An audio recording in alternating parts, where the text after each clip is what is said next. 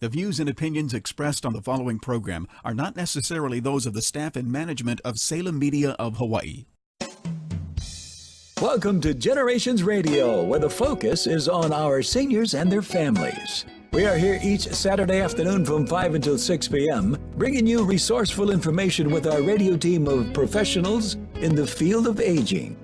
Stay with us for the next 1 hour as we explore different ways to make life more exciting and meaningful for our extraordinary seniors, right here on AM 690 The Answer.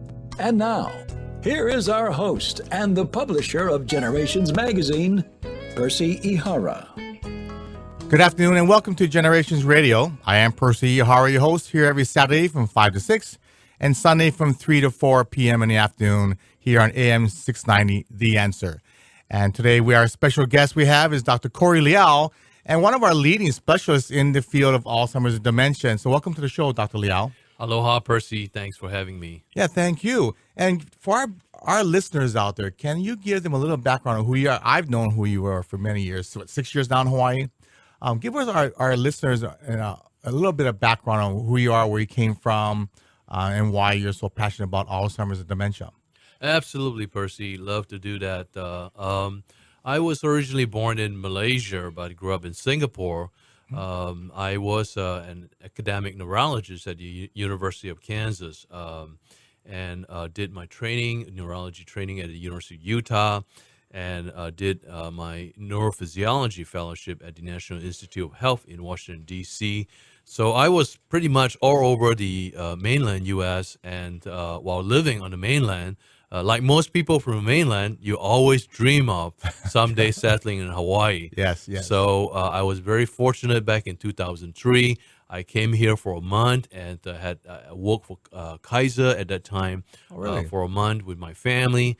And I told my wife at that time, I said, Michelle, someday we're going to move here. And my wife is from Utah, so she just laughed at me and said, oh, keep dreaming. So in 2009, both our kids left for college, and we just decided that was the right time. You know, our kids are not in high school, and we just basically make the dream of our life to move here. It's been a wonderful journey, and we feel so blessed to be here. And the journey is continuing. Absolutely. You know, Percy, it is amazing how things just fall into place. Michelle and me moved here in 2009, hoping to slow down, to sort of, we have some investment on the mainland, and we were just looking to filling some needs. And one of the needs on the island is doing neurology care, and on the windward side. And most people at that time, there was no full-time neurologist on the windward side at Castle Medical Center. And we just say, well, why don't we give it a try, you know? And most people just basically say that it cannot be done. You'll never get busy enough. And, you know, and my wife knows me better. Michelle says that, well, if I know you any better, when people tell you you can't do something, you're going to do it. So we just decided to give it a shot. And Percy, I tell you that the community has been so good to us. The physicians, the community, and the hospital has been so good to us. And we just grew, and we just focus on filling needs and taking care of people, and everything else falls behind and falls into line. So we're so glad. Well, yeah, and you're still young, so you got a ways to go. And you know, Hawaii probably leads the country per capita with people that have Alzheimer's and dementia-related diseases, right? Absolutely, Percy. You know, this is a very important condition, especially for Hawaii, because of our aging population. Alzheimer's dementia is the sixth leading cause of death in the U.S. We have more than 5.5 million Americans affected by it. Every 69 seconds, somebody is diagnosed with Alzheimer's. Every 1 in 3 seniors over 85 are affected. 1 in 6 seniors over 65 years old. So, and 1 out of 3 seniors usually die of Alzheimer's-related death. So, in a state like Hawaii, you know, where we have a huge population of kupunas, you know, this is especially important for us. So we, from our perspective, from a physician's perspective, we're very grateful that you are on board on this issue, and we are very glad that you are bringing topics and awareness on this. Well, because we live longer than any other state in the nation, it's just a matter of numbers, actually, if you're over the age of 85, the chances are very high that you're going to get some form of related disease to Alzheimer's. Is that right? No, well, it is true, Percy. I have to say that after doing medicine in 20 years and seeing patients with Alzheimer's for the last 20 to 25 years, I have to say that Hawaii patients are a lot more active, a lot healthier. For example, just about 2 weeks ago, I had a couple in their 90s just walk into my office, without any assistance and hop on the table and said, "Well, here I am. What's wrong with me? What medications am I supposed to take?" And then they hop back on and drive home. In relatively good health. A little bit of trouble with memory, and we're just sort of doing some maintenance with them. But as opposed to people on the mainland, they're less active. There seems to be accelerated aging. So I have to say that people in Hawaii are somewhat healthier and more active, and therefore we are facing more and more old people. Yeah. And we're here with Dr. Corey Liow. Now, Dr. Liow, you have actually a facility now. Do you have offices in Castle Medical? We do. We have two offices. We have a main facility with 20 clinic rooms with dedicated research and clinical trial facility where we house our Hawaii Center for Healthy Aging and Memory. And that's based out of the St. Francis. That's in St. Francis, Liliha. And we also have another facility, 7 clinic rooms in Windward, next to Castle Medical Center. Next to Castle Medical. Right. Oh, good. So for our audience, even for myself, sometimes they get kind of mixed up and not quite thoroughly understanding. Alzheimer's and dementia is thrown around so regularly today. What is the two different terms? What do you actually mean? Because I've heard Alzheimer's is disease and dementia is a form, and vice versa. Good question, Percy. Alzheimer's is a type of dementia. And dementia is an umbrella term. Okay, dementia is the umbrella term. Right. So you could have Alzheimer's dementia, you could have Lewy body dementia, you could have vascular dementia, you could have frontotemporal dementia, you could have on and on. So Alzheimer's is only one type of dementia. So for example, in the United States, Alzheimer's is by far the most common type of dementia. It takes up about 70 to 80% of dementia. Therefore, for the most part, when people talk about dementia, they are referring to Alzheimer's. Whereas in Japan, in an Asian country like Japan, vascular dementia is by far more common, because of the demographics. So when they talk about dementia, they're talking mostly about vascular dementia. So thank you for making the differentiation. And these are the questions that I get almost every day in my clinic explaining. So again, it is important for our audience to know that Alzheimer's dementia is just one type of dementia. So dementia in the general term means what?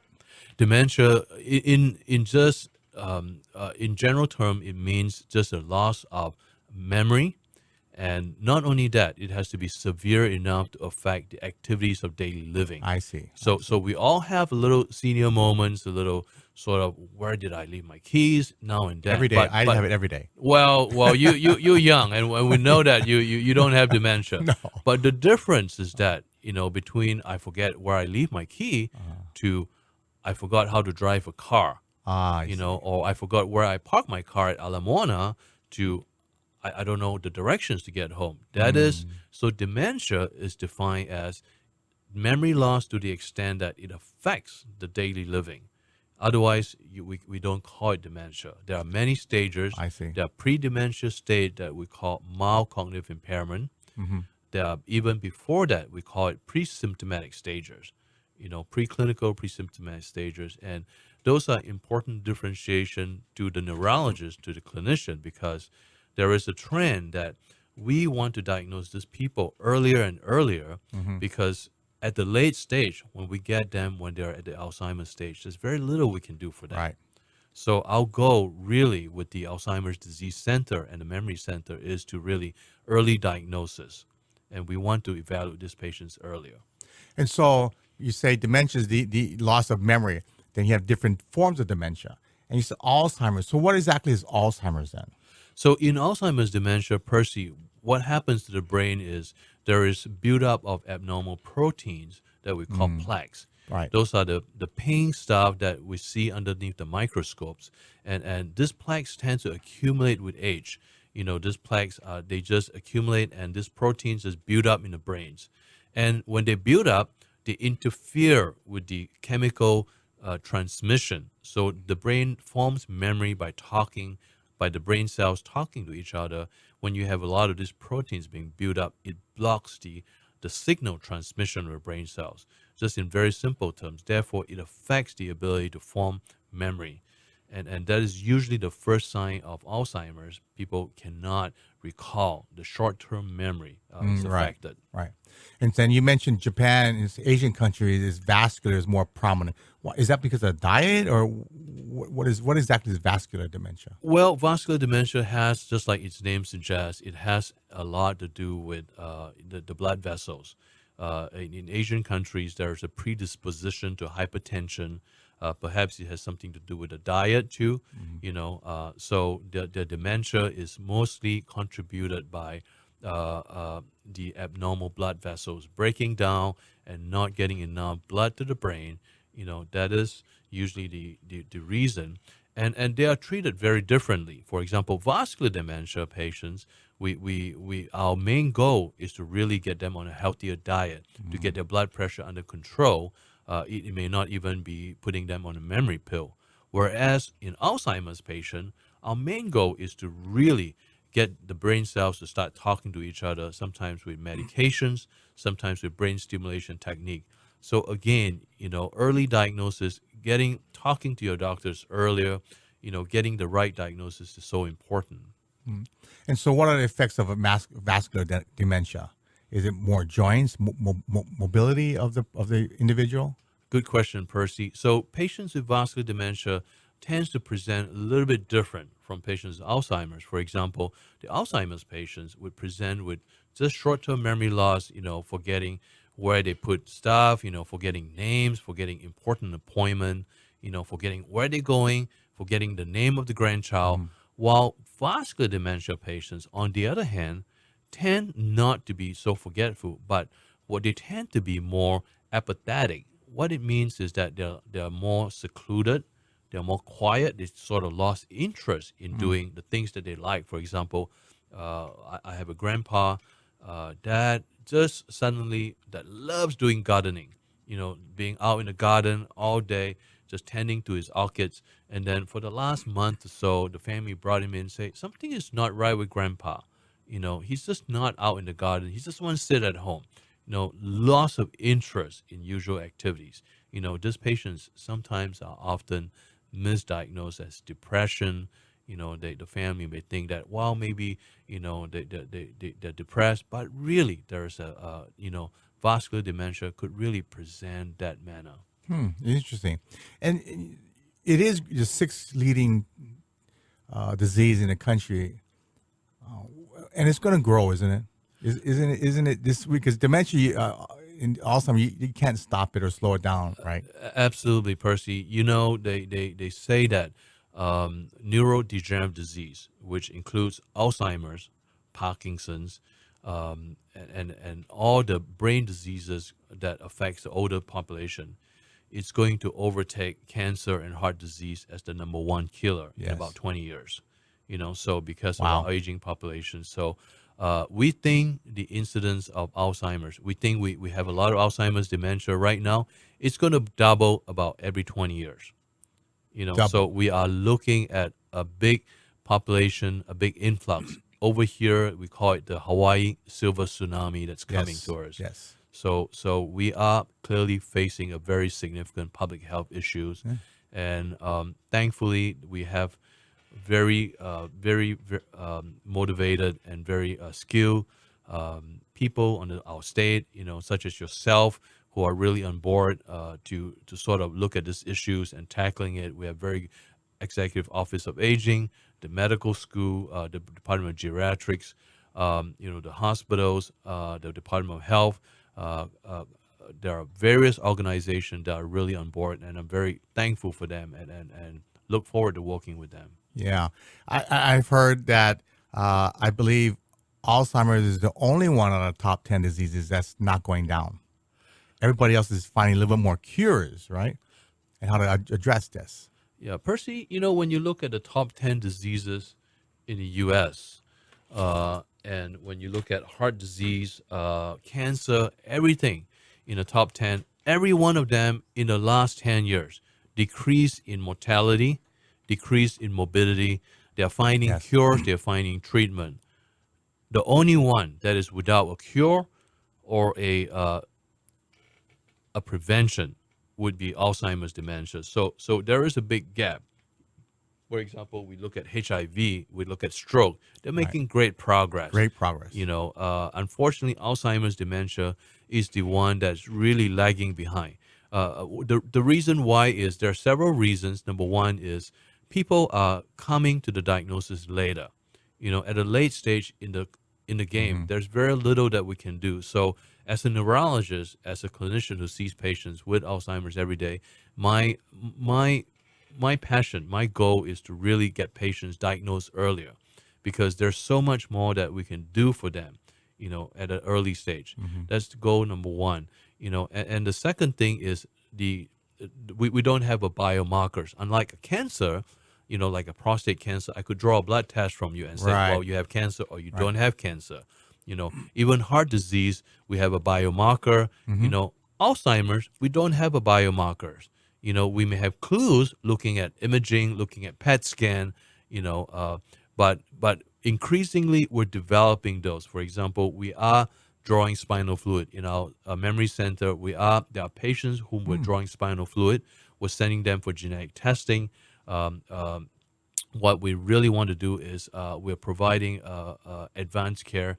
We're very serious about diagnosing these patients earlier. So there are some significant challenges to cover, but we're excited because we have a really great team of people that are working to look at these issues. Yeah, it's amazing. The numbers are increasing, and he says it's going to double every 20 years, and still yet how are we at all close at all trying to find a cure? Or I know you're doing clinical trials, which we'll talk about in a little bit, but do you see 5 years, 10 years out? Because I'm 55, so in 30 years I'll be 85, and that's increases my chances, including all of us actually, right?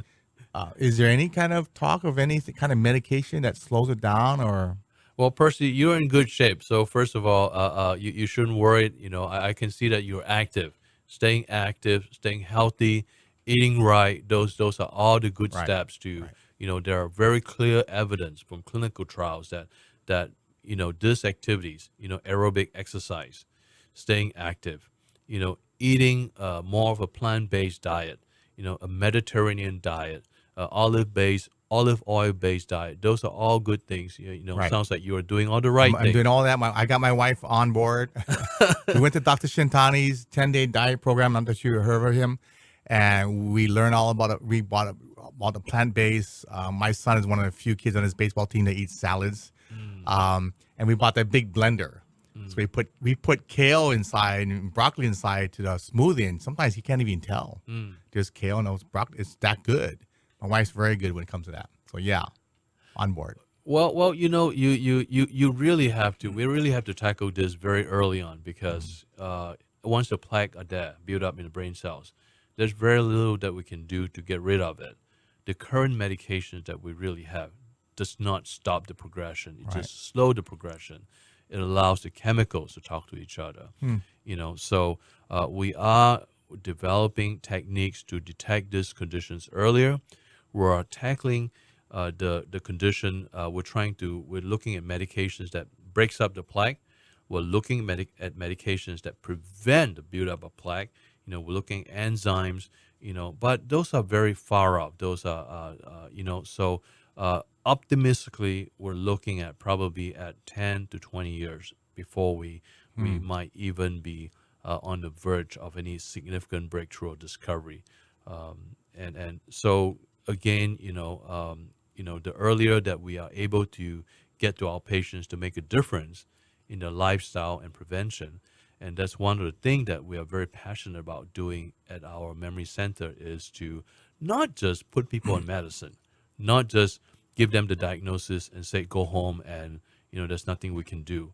We want to institute some preventive strategy because we believe that health is both treatment and prevention and wellness of mind and body. So we want them to. So we have a wellness coach, we have a nutrition doctor that talks with our patients to get them to alter their diet. So we really want to take a multidisciplinary approach. We realize that to really take care of the patients, it really takes more than just a neurologist, just a geriatrician. We have decided that the right thing to do for the patient is to incorporate wellness, get the diet doctor, get the exercise coach, get the behavioral psychologist, for brain exercise, brain stimulation. So we feel that is the way to go. I really I hear that, and that's why we're trying to be so proactive with Generations Magazine.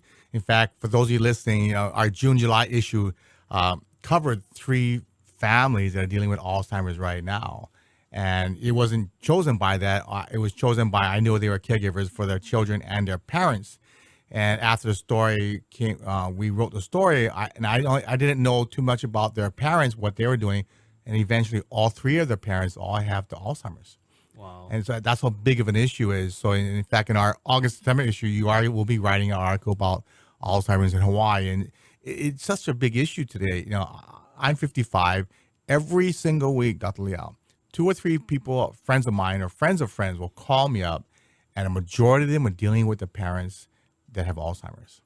And correct me if I'm wrong, I don't know if it's a guesstimate, but I hear about 25,000 documented seniors have Alzheimer's in Hawaii. Is that about right?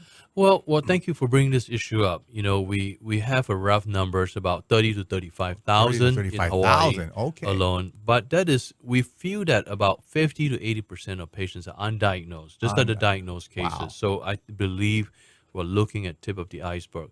But thank you for bringing up the issues. Because Alzheimer's, one of my patients, one of my caretaker of a wife, the husband of the wife with Alzheimer's, came in one day and told me, Dr. Liow, this disease doesn't just affect my wife. It affects me and my family. It's a family disease. Yes. So thank you for bringing that up because in America alone, although Alzheimer's costs about over $200 billion in direct costs, somebody with Alzheimer's will cost Medicare 3 times more and Medicaid 19 times more. Yes. But the significant cost really comes in the uncompensated caregiver hours. In 2012, it's estimated to be over $250 billion in the U.S. Absolutely. So everybody has somebody in their families or know somebody that they're caring for. They're taking time off from work. They're taking time off from school, from their children, just to take care of grandpa, grandma, auntie, uncle, So this is really important. Because of this, one of our goals in our clinic is to bring the doctors to our family because we know that the last thing that the family wants to do is just to come back for another appointment, go to another part of town to see another doctor. To go to go across the town to see the nutritionist, to see the geriatrician. One of the goals of our clinic is to bring the doctors to the family, make the patient the center of the care. Bring the doctors here. Instead of having them to take another day off, we want to take care of not just the patient, but the entire family. So that's really important for us. And thank you for bringing that up. In Hawaii, like I said, I always get calls for referrals, information. What are some of the resources available out there for people or the family that has Alzheimer's? Well, there are very good resources, I would say, in our state. I would mention the Alzheimer's Association. The Aloha chapter is a great resource to start off. They have good basic information about this diagnosis. Oftentimes, this is such a shocking diagnosis to my patient and the family. What does it mean? What is it? What should I expect? Where do I go from here? What kind of treatment? How long do I have? So there are great basic information, and a lot of times, my patients tells me that the doctors rush through their visit, and so the doctors, they may not cover everything, but these are good places to start off. there are good resources from the Office of Executive Office of Aging, from Department of Health. Those are good resources as well. They have great information that they put out. I would also mention the Generations magazine is another great resource that a lot of our patients go to, and also great websites. Generations 808 website is another great resource. Also, Hawaii Pacific Neuroscience website, hawaiineuroscience.com. It's a great resource. So there are great resources. I think this is a very elder and very Alzheimer's and dementia friendly community, I would say. Yeah. And I just pulled up my little page here of caregiver support group meetings that the Alzheimer's Association does put up. And I just want to mention, the Alzheimer's Association does caregiver support group meetings every week somewhere on this island. So I did want to mention, and you can call the Alzheimer's Association, the Alzheimer's Association here in Hawaii. It's 273, 800-272-3900, or on Oahu, it's 591-2771. Did want to mention in Aiea Pro City, the third Monday of every month, 7 p.m. at St. Timothy's there in Aiea. In Honolulu Central at the Plaza Punch Bowl, the last Saturday of every month at 3 o'clock, it's at the Plaza Punch Bowl there off of Lunalilo, the Plaza at assisted living places. In East Oahu, the second Monday of the month, there in New Valley, Kilohana United Methodist Church, 7 p.m.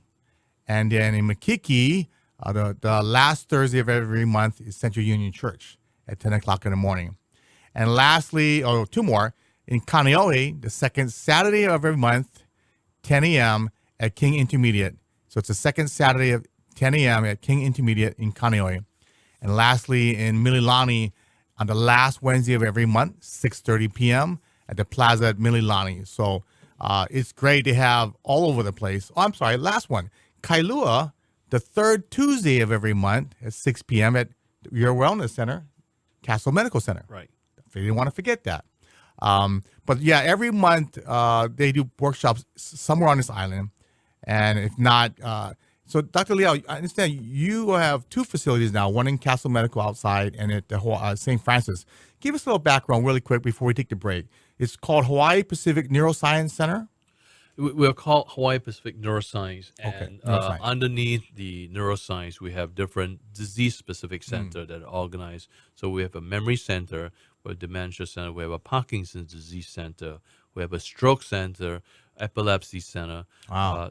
And all of the centers also have a research and clinical trial component connected to it. So we are conducting groundbreaking research and testing new drugs for patients who fail the conventional drugs, so that they don't have to travel to the mainland to go to Mayo Clinic for some of these clinical trials. And we can be reached at area code 808-261-4476. So at St. Francis, which I toured, was it last week or the week before? It's huge. You have a huge place there, and you have a lot of rooms for clinical trials. But so can some patients or family members that have Alzheimer's, dementia, Parkinson's come and visit you and have you as their doctor? Absolutely. We are not just a clinical trial site. Our main goal, our mission is to really meet some unmet needs, which is taking care of people. And clinical trials is part of taking care of people, not the other way around. And absolutely, we have geriatrician, we have neurologists that specializes in Parkinson's, specializes in dementia, and our geriatrician, we work as a team. Apart from the physicians, we also have a team of behavioral providers like psychologists, because one of the main thing with our patient's family is grandma's behavior, and our goal is to not immediately put them on medicine. Sometimes it's just a little bit of behavioral modification, just reorient them, doing some brain stimulation. Sometimes that could avert them from being on medication. So we are very serious about. The other part that we are very excited about is to incorporate advanced care very early on, because a lot of our patients eventually end up at the hospital with a lot of serious issues, and and then not knowing what to do with the family. So we want to make sure that our patients and the family are prepared early. They have advanced directive. Our geriatrician are trained to bring in palliative care and advanced care and supportive care when it's appropriate. So we want to make sure that all the steps are in place in one location. They don't have to go all over the place. You were here with Dr. Corey Liow from the Hawaii Pacific Neuroscience, and we're here to talk about Alzheimer's and dementia. We're going to take a short break, and we'll come back and talk about more clinical trials and what really goes on at your center over there in St. Francis. Thank you, Dr. Liow. We'll be right back after this short break.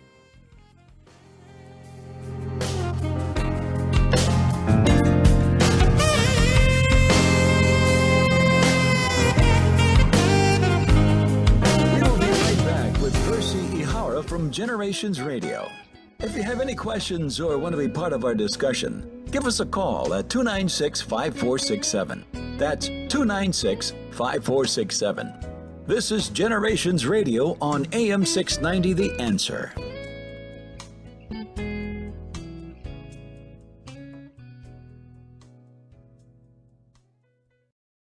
Hallelujah! Today's devotion is entitled, Set Me Free to Follow You, from Colossians 2:28. See to it that no one takes you captive through philosophy and empty deception, according to the tradition of men, according to the elementary principles of the world, rather than according to Christ. Had Jesus followed the traditions of men, he would never have talked to the immoral Samaritan woman. In doing so, he would have broken at least 3 cultural taboos. My Japanese culture can also hinder my walk with God. Such concepts as obligation to return gifts, shame about what others think, and holding back, not being honest about what I really want. To break free of my cultural baggage, I must allow God's word to transform my mind to think and act according to God's ways. This is Russ Higa, pastor of Streams of Life Fellowship in Manoa Valley, with the Word of the Week. I was an addict from the age of 13. I finally decided it was time for a change. I walked into the Salvation Army Adult Rehabilitation Center, and that got me ready for the real world. Now, I choose to be guided by Jesus Christ, and today, I'm building a powerful and promising future, free from drugs and alcohol. Please shop at the Salvation Army family stores. With our discounted sales, your support through your purchase helps men live a clean, sober, and productive life. Simplify your life by opening a My Social Security account. What's My Social Security? It's a secure, online account that allows you immediate access to your personal Social Security information. During your working years, you can use My Social Security to view your Social Security statement, to check your earnings record and see estimates of the future retirement, disability, and survivor benefits you and your family may receive. If you receive benefits, you can get a benefit verification, check your benefit and payment information, change your address and phone number, and even change your direct deposit information. Open a My Social Security account today and simplify your life. Just visit www.socialsecurity.gov/myaccount.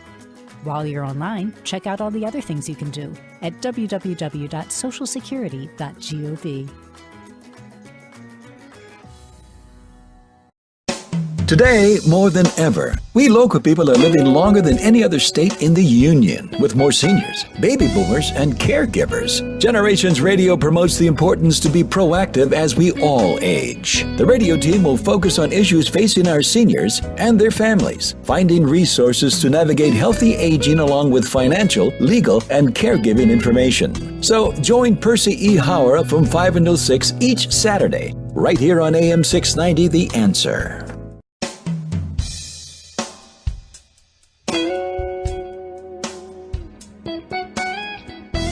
Focusing on the issues facing our seniors and their families today. Here's our Generations Radio host, Percy Ihara. This is Percy Ihara, here every Saturday from 5 to 6 and Sundays from 3 to 4. As well, you guys do know that if you missed any weekend, you can go to our website, generations808.com. It does take about 2 or 3 weeks to get it uploaded and archived on our website, but we have it from the very first Generation Radio show that we did have in October of 2014, I believe it was. Our first guest was Edgy Lee, and we'll probably have her back on because she did do a documentary about the big, huge problem of mismanagement of your medications here in Hawaii and the abuse. So we'll be having her on shortly. Anyway, we're here with Dr. Corey Liow, talking about Alzheimer's and dementia. And Dr. Liow, you have a Hawaii Pacific Neuroscience, and you have 2 facilities. And, I like the fact that, I have your brochure here of all the doctors you have as a big, huge team. And you're right, nutrition is a key to try to stay healthier and to stave off Alzheimer's. But so what exactly, let's say I call you up and say, my mother has Alzheimer's. What happens from then? Do I bring her in and do I get rid of my other doctors? Do we work together with other doctors? How does that work? Well, aloha, Percy. Thanks again for having me. Well, one of our goals is to build bridges with the doctors. We realize that the primary care physician that refer their patients to us plays a very important role. We don't try to assume that role. The primary care physician knows the history, knows the patient very well. So it would be foolish of us not to get their input. So one of our goal is to make sure that the patient understand. Our goal is to focus only on what we do very well, which is neuroscience, whether it be dementia, Parkinson's, stroke, epilepsy, headache, or even pediatric neurology. We have a pediatric neurologist coming from Mayo to join us next month. Our role is to really focus on things that we do well. And one of the things that we take very seriously, we feel that it's the best way to care for our patient is to have a multidisciplinary team of doctors. Just like Mayo Clinic or Cleveland Clinic, when you go to a hospital, you're surrounded by different specialists. They don't send you all over town to see the different specialists. So we are operating out of somewhat an academic model of medicine. You come to Hawaii Pacific Neuroscience, your mom is here, Percy, let's say, comes in, your primary care refers your mom to see us. The first point of entry would be she'll be scheduled to see our geriatrician. The geriatrician will be taking an assessment of how is her function. Is she doing well? Is she walking well? Does she have any hearing problems? Is she just forgetful because she couldn't hear? Is she falling? And then the second point would be after that, she'll be seeing a neurologist. At that point, the neurologist will be doing a complete neurological examination. And the neurologist, Dr. Pibu Nurek, will be looking for any signs of vascular dementia. Was there a history of stroke? Are they forgetful because of a stroke? Are they forgetful not because is there a vascular component? Is there a brain tumor? Is there water in the brain, for example? So we will be looking for potentially treatable causes of dementia. And then after that, we will put our patients through testing like an MRI of the brain, looking for treatable causes. We'll be looking at brain activities, EEG, looking at how healthy the brain cells are. We'll be drawing blood work from them, looking for vitamins deficiency, hormonal deficiency. All of those things are potentially treatable and reversible causes of memory loss. That is so important not to be missed or misdiagnosed as Alzheimer's. So one of our goals, having multiple team of doctors working on our patients, is really for an early, accurate diagnosis and to make sure that any treatable causes are being eliminated. And also after that, we surround our patients with our team of other providers. For example, our behavioral science team. We have a team of psychologists and neuropsychologists that can do a very detailed memory test. This is not just a 30 seconds. Do you remember this? This is really several hours of testing because we know that, there are different stages of memory loss, and we don't want to put people on medications if they don't need them. We don't want people do not take medication if they need them. So we want to test the memory very seriously. And also the psychologists are involved because we feel that medications is not just the only way to treat the patients. We believe in working the brain. We believe in giving, once we have the neuropsych test, we have a map of the brain. We know what's working and what's not working, what part of the brain is working. Using that map, we want our psychologists to design a game plan or exercise plan for the brain to start working the brain. The brain is like a muscle, use it or lose it. And our psychology behavioral team is also specializes in behavioral modification. They want to orient the patient so that if they are confused, we have techniques to orient them. We're not so quick to put them on medications for behavior, agitation, irritability. Those are things that can be worked with a psychologist. So we are very serious about that. It's very important to do all these assessments, isn't it? Because, I mean, you said some of these issues may be possibly treatable, right? Absolutely. For example, Percy, we got called to see a patient in the hospital a year ago. This patient was told that she has Alzheimer's 5 years ago and was put on medication and told by her physician, well, just go home. There's nothing we can do for you. Take the medications, right. And go home and prepare to basically put your affairs in order. And when we saw this patient, we did our neurologist did a very detailed exam and found that this patient was actually very, what we call ataxic, not off balance, basically. And for further exam, we ordered an MRI of the brain, and we found out she actually had water in the brain. Wow. This is not Alzheimer's that she had, because the water accumulates in the brain in a condition what we call normal pressure hydrocephalus. There's a buildup of water and buildup of pressure in the brain.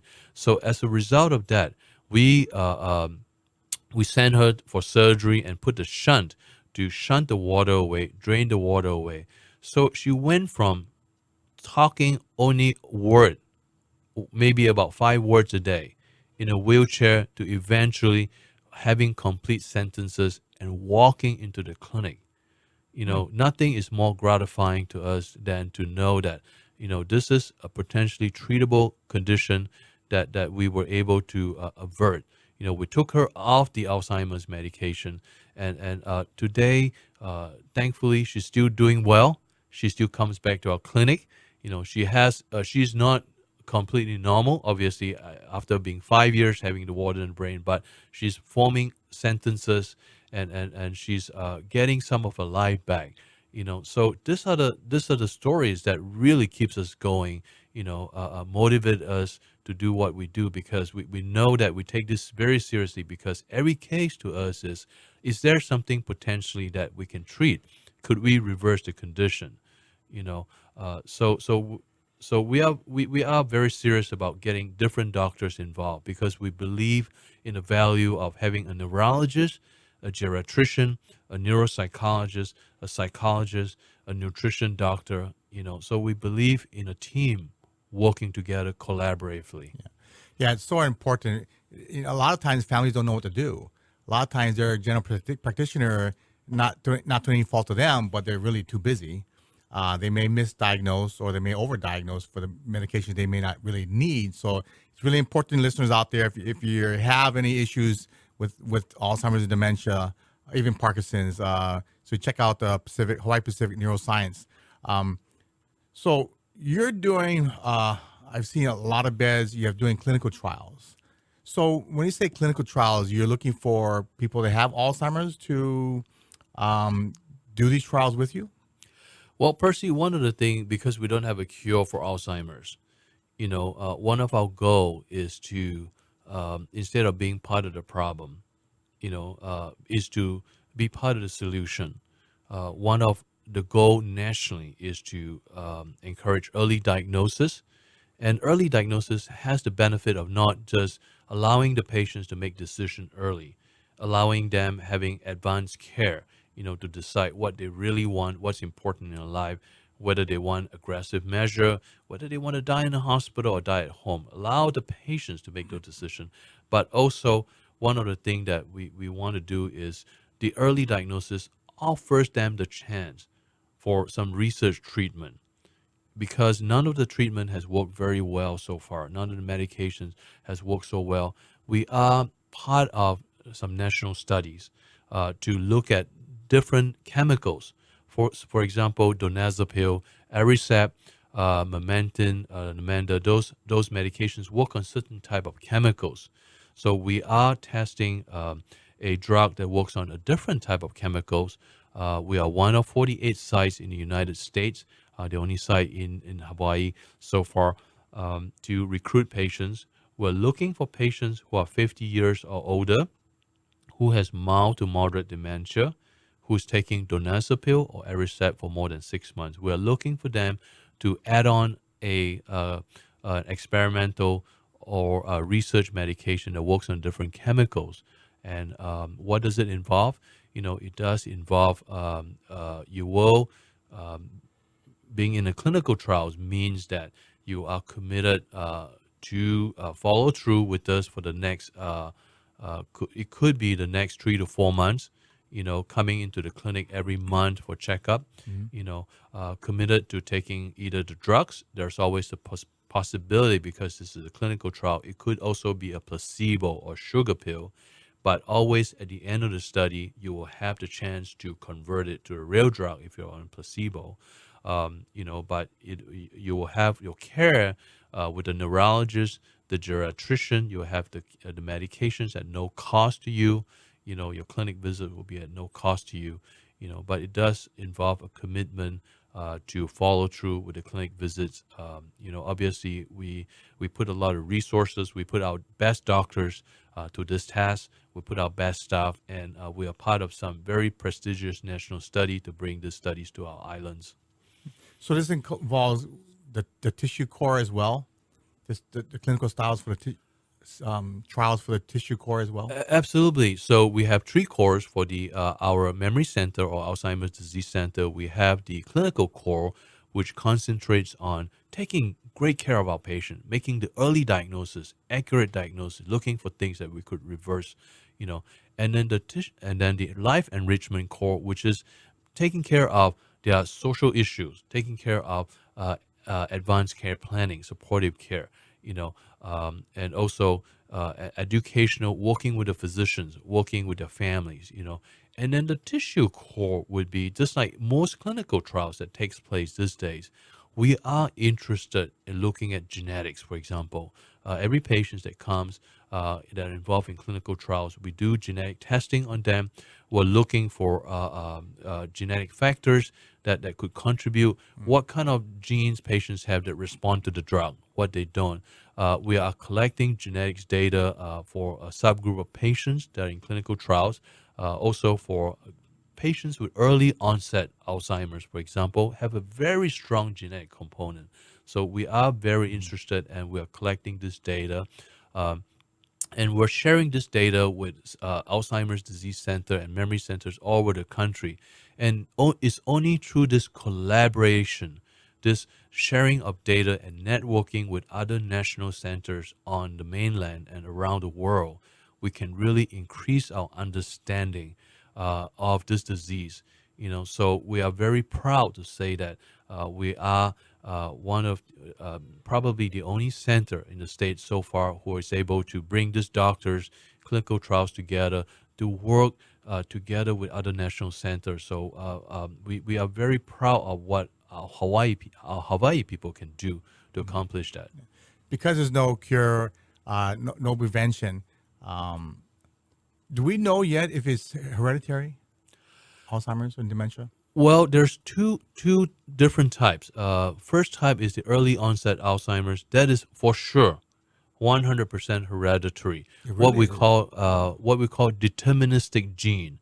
So if you have the gene, for example, we test patients, for example, I had a professor from the university that came in to see me about 6 months ago in his 40s, starting to have memory problems, Percy, and you know that you shouldn't have significant memory problems. He's beginning to, fumble for words. He forgot where appointments, forget to keep appointments, forget students' name, forget the, facts that he should really know, And on further testing, there is a family history, and we send for a genetic test. And so what we really send for is three very specific genes, PS1, PS2, and APP gene. These are what we call deterministic gene. what we call autosomal dominant. If you have it, it is in your gene. You will develop Alzheimer's. You will. At an early age, in the That mean 40s everybody and in his 50s. family will develop it, or They are definitely going to develop if they live long enough. So these are deterministic gene. So you will pass on one set to your children. So these are very clear genetic tests that we can actually send off. So this professor turned out to have this gene, and as a result, he had to make some significant life changes, resigned from his job, and went on a cruise instead. So good for him, and put some things in orders. So if you know that your time is limited, you really put the family first. But the other but it's also important for the audience to understand that the majority of the Alzheimer's genetic component is what we call risk gene. Meaning that if you have the gene, you are just at risk. It's not for sure you have it. So I would say 95% of the Alzheimer's will have what we call risk gene determined by ApoE3, E4, and E2 allele. These are very technical terms, but these are things that your doctors could explain more to you. So if you have it, Percy, it means that if you have E, for example, if you come in and I run a genetic test on you, and you have E4, it means that you have about 8 times more likely to develop Alzheimer's than somebody who does not have E4. okay, I better set up an appointment to go get my genes checked, huh? Well, genetics testing is not a routine part yet. I know. But at a memory center like us, we are testing them because of the importance that it plays into what we do in clinical trials and research, and many times is not covered by the insurance and it's out of pocket. So we are very careful not need to incur some of this cost on our patients as well. Let me ask you this. Let's say my auntie has Alzheimer's, dementia. And would you test her for specific genes to let her children know that it could be good? You have a good chance of, because your mother has Alzheimer's, good chance. Good question, Percy. If this is early onset, if they come in 40s and 50s, there's a good chance we could run the deterministic gene PS1, PS2, or APP. However, if they come in your auntie is in the 60s or 70s, come in, we may not need to run a genetic test, because then it could be just what we call risk gene, ApoE4 risk gene. And running genetic tests is not routine, but for certain cases, we do run it. Certain people wants to know, and with the blood test, we can really run for ApoE4. But even for going further than that, we also have the capability for looking for spinal genetic material and proteins in the spinal fluid. So on occasions, we actually do spinal tap to run the spinal fluid for further testing. So we certainly, in this day and age, have the capability to go beyond that. Wow. Great information, Dr. Liow. Thank you so much. We're running out of time here, but I do want to mention, so Dr. Liow's clinics is outside of Castle Medical and housed at the St. Francis Medical Center in Liow. See, the phone number for... We have a research hotline that goes directly to our research coordinator. The phone number is area code 808-564-6113. Again, the number is 564-6113. Or you can go to our website at www.hawaiineuroscience.com or info@hawaiineuroscience.com email. Either one of those, we would be very, very privileged and honored to be part of your care. Yeah, and so if you have a family member that has early onset or has Alzheimer's right now, check them out. You can also make sure with Generations Magazine, generations808.com, our website. And please remember, you have to like our website. We have a Facebook page, and we're also on LinkedIn. So thank you very much, Dr. Liow. I appreciate it so much. We'll have to have you back on.